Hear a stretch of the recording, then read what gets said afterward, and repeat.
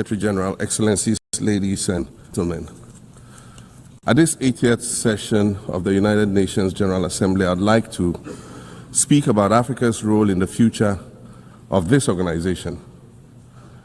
However, it's impossible to do that without first considering the collective role that Africa played in its founding, which was small and relatively insignificant. Of the 51 member states involved in the founding of the United Nations in 1945, Egypt, Ethiopia, Liberia, and South Africa. It is important to point out that the United Nations came into being in the aftermath of World War II because of the inability of its predecessor, the League of Nations, to avert a large-scale global conflict, which had been its guiding purpose when it was founded in 1920 at the end of the world. Only three were African: Liberia, the Union of South Africa, and unimportant. That's because before all the other talks and meetings, representatives from a group of 40 nations gathered in Berlin for a series of discussions that began in 1884 and which led to the partitioning and formal colonization of the African continent, which is also called the Scramble for Africa. It has famously been written that past is prologue. Well, in the past, the majority of the 54 nations that now comprise Africa, the future of this world is African. Allow me to say this once again a little louder for those of you in the back. The future is African. They are remarkable. I was sworn in for a second term, which, let me point out, was non-consecutive with my first term. Our currency, the Ghana cedi, was rapidly depreciating, faced with rising inflation, a huge debt burden, and embarked on an ambitious program of comprehensive transformation designed to restructure Ghana's economic foundation and enhance our competitive standing globally. Our improved sovereign credit rating reflects increasing investor confidence in our economy, and our 24 people to trust the process of serious recalibration and establish its own reset agenda. Since the organization's founding, the number of UN member nations has nearly quadrupled. And quite frankly, it is not the same world that it was back then when the UN was formed. I mentioned earlier, city.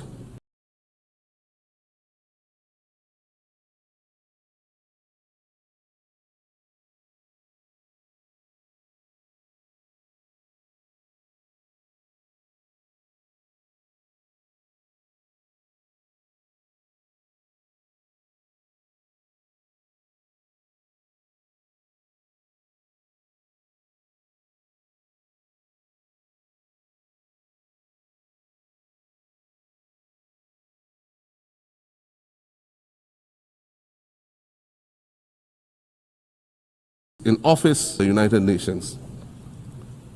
In 1945, the sun had not yet set on the largest empire in history. The most common mode of international travel was by sea. The personal computer had not been invented, let alone made portable. And television, a new convenience, was still in its infancy, albeit in black and white color. Relations between the US and the Soviet Union were turning frosty, with Winston Churchill declaring that an iron curtain has descended across the European continent. Fast track 80 years on, in today's world, hundreds of thousands of commercial flights take off and land every day. Libraries have been digitized so that volumes of literature can exist on a small device, small enough to fit inside your pocket. We live in a world of cryptocurrency, artificial intelligence, social media, the internet and its dark hidden dungeon of the dark web, all of which carry a potential threat to global peace and security. Climate change is real, and we're fighting a losing battle against the loss of Maldives and other island nations to the rising sea level, against the loss of Timbuktu to desertification, and the Amazon forest to global warming and deforestation. Madam President, The UN Founding Charter is outdated when it comes to representation in this August Assembly. The most powerful post-World War II nations are still being rewarded with an almost totalitarian guardianship over the rest of the world. And yet, the first sentence in Chapter 2, Article 1 of the UN Charter declares that the organization is based on the principle of sovereign equality of all its members. If this were true, and was the case, a continent as large as Africa, with its numerous UN member states, would have at least one permanent seat on the Security Council.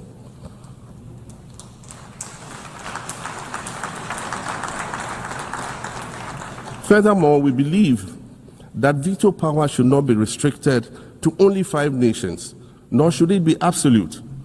There must be a mechanism in this House. The United Nations has to reassess its role, redefine its profile, and reshape its structures. It should truly in general, and the Security Council in particular, I close quotations, and ask the world, if not now, then when? We demand not only a reform of the Security Council, but also a reset of the global financial architecture, which is We demand not only a reform of the Security Council, but also a reset of the global financial architecture, which is currently rigged against Africa. Africa must have a greater say in the world's multilateral financial institutions. And while I'm making requests, I'd like to call for the removal of the blockade on Cuba. I'd like to call for the removal of the blockade on Cuba. As Dr. Kwame Nkrumah, our nation's founder, famously said, we seek to be friends with all and enemies to none. The Cuban people shed their blood on African soil in the fight against apartheid. And indeed, Cuba has been and continues to be and stand here and ask these things and say these things. And the fact that all nations can ostensibly gather here to address critical global issues, air our grievances, and express our concerns, that is what makes the survival of this organization so important. In every old city or village, you will find a town square, or a courtyard, or a plaza that once served as a gathering space for the citizens of the community and their leaders. Meetings and celebrations were held there, as were trials and elections. And these were spaces that brought people together and held them together as a community. Sadly, time and technology eroded these spaces. Madam President, in many ways, the